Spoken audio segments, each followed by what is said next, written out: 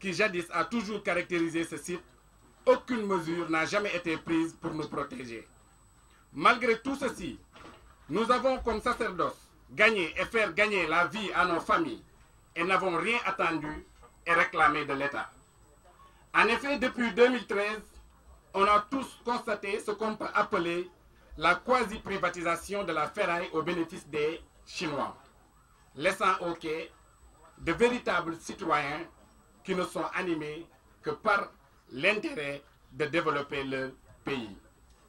Comme pour dire qu'un malheur n'arrive jamais seul, ces mêmes autorités qui théorisent la préférence nationale nous avaient notifié dans un premier temps que seulement 50 mètres de notre site allaient profiter au projet Train Express régional.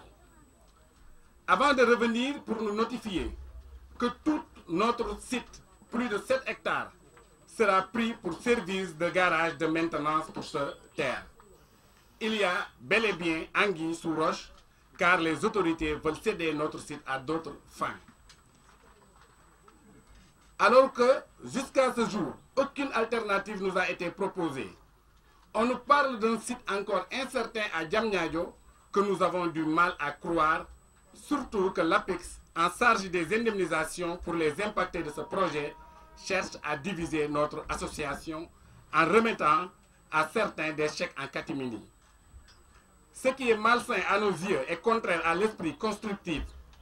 Et le paradoxe est que nous sommes voisins à des étrangers qui ne sont nullement inquiétés car n'étant pas sous les menaces de déguerpissement. Cependant, nous exigeons de l'État, notre État, à songer à l'avenir de ces pères et mères de familles qui, depuis des décennies, exercent licitement des activités génératrices de revenus sur ce site.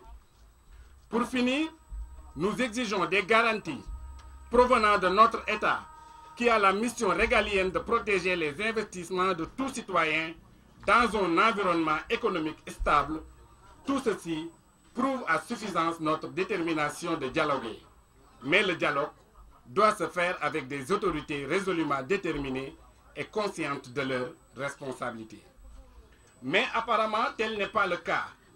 En effet, nos sollicitations auprès du préfet de Dakar, d'abord, ensuite à un certain nombre de ministres de la République et au finish à monsieur le président de la République, n'ont abouti à rien.